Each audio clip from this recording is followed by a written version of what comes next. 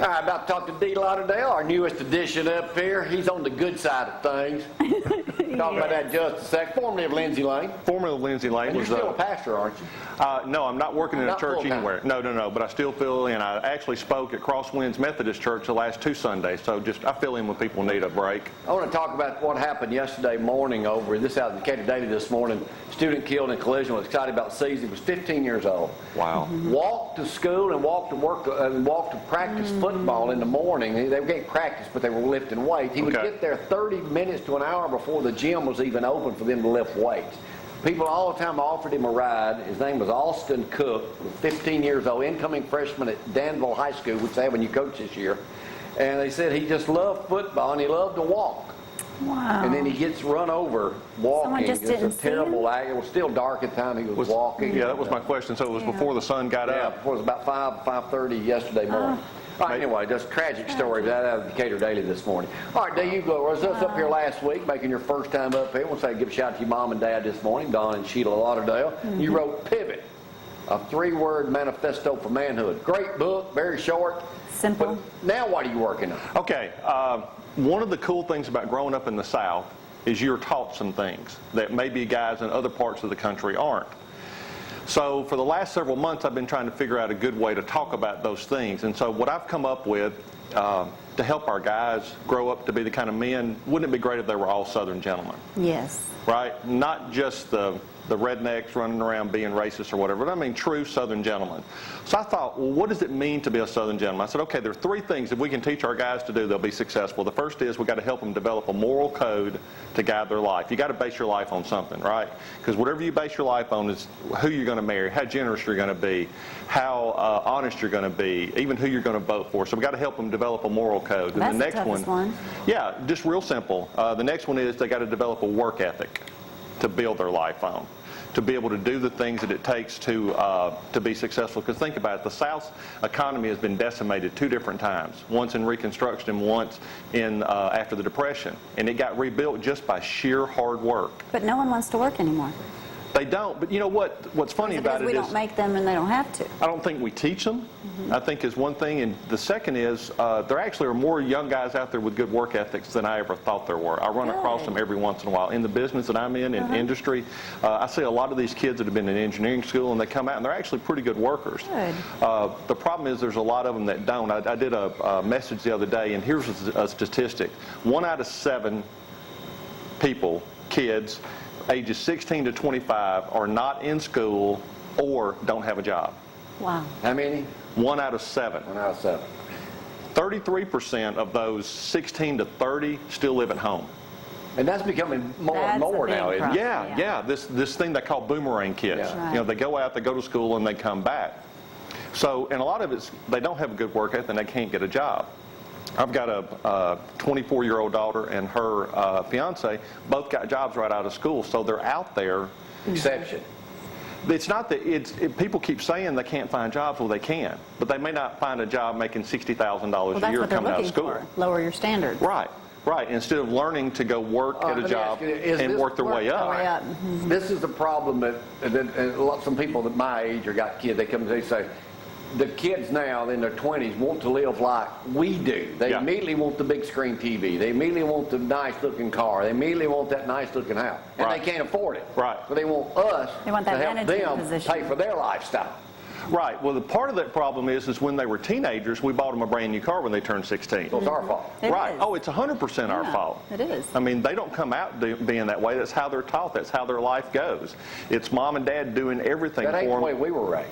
No, not at all. But look how we fill our children with everything we possibly can give them. Go ahead. Right, because we think that's being a good parent, and we don't understand that it's not. we're not helping them. And so many Enabler. divorced couples too, blended families, whatever, you're trying to make up for something you feel Well, you're bad opening up a about. can of worms with all this. Yeah, Oh, absolutely. I like doing that. That's fun stuff to me. I like doing that, to get people thinking about it, because we're not thinking about it.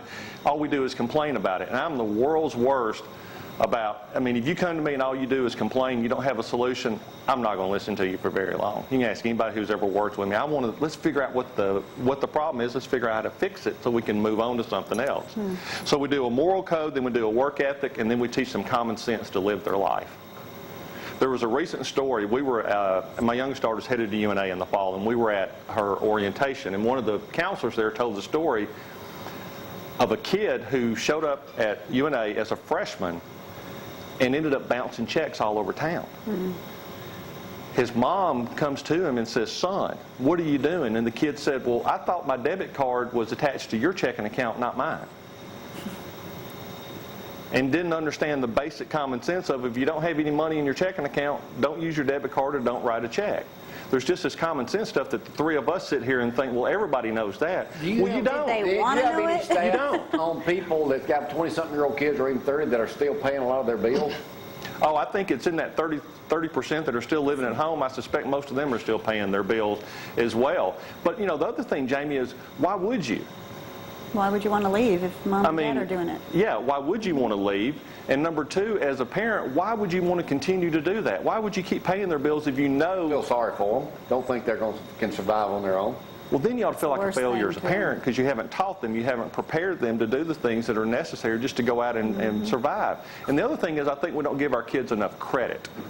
To be smart enough to handle it? Right. We think, well, we have to do it for them. I mean, I've seen that with my two kids over and over again. I thought, well, I'm not sure they're really ready for it, and they turn out and they're great at it. They end up doing it and do a great job of it.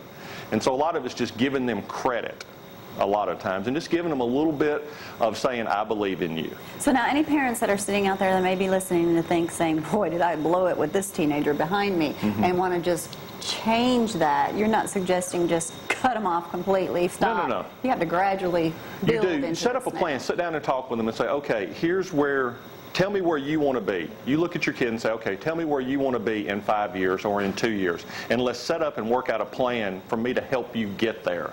And I want to help you get there, but I'm not going to continue to do it all for you because it's not healthy for you, because one day I'm either going to die or run out of money.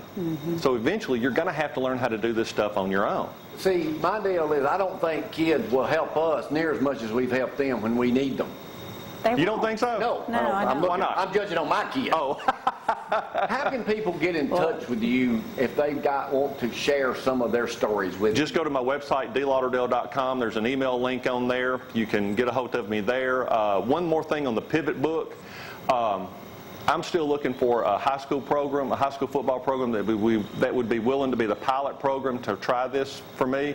I'll come in and teach the coaches how to do it. I'll even provide the books for free to a high okay. school team There you that's go. willing to do it, because Well, I'm Pivot. very impressed. I mean, I like a short book. Yeah, it's a character education program. It's to help train these Southern gentlemen that I want to come up with, that I want to see, because our world's got some serious problems and we need good folks, good men who know how to take care of All them. right, beyond the Southern gentleman thing, which all this is just so simple. Yep. What we don't do else it. are you got working? Those are the big things I'm working on now, just trying to get that message out. The Southern Gentleman, I've got a Facebook page coming up with it. I've got a new website being designed for it. And that's really going to be my focus for the next little while, because I've been working for a couple of years trying to find the right hook, for lack of a better term, to get people to help them remember. And so it's all about moral code, work ethic, and common sense. And if we can train our guys to have those three things, it's going to be real hard for them to be a failure. You'd think they'd all get that, but Well, they no, don't. they have to be But they taught don't, but that. I'm going to teach them. If they haven't gotten it at home, then I'm going to teach them. Did you grow up here in Athens? I did. Did you go to the Kitty Carnival? I did, of course. Kitty Carnival, had them up here yesterday. They open tomorrow at 6 o'clock with a special presentation. And then Right, they at start at 6:30. 6:30. For 6 weeks, they are not open on the 4th of July. And they do private parties, so They do contact private them. party. All right, Dee, what else we need to know? We'll see you back either next week. We're off a week after next week, so may see you back next Wednesday. Sounds good. Thanks for having me. And Enjoyed being don't forget here. how people get in touch with you again, Lee. DeeLauderdale.com, the website, the Thank you. book's available on Amazon. All right, good Very deal. Thank you, easy. Dee. Thank you, Good Dee. information. So simple. Why did I think of it? Are we going to the cabin for vacation? I was there twice, first and last.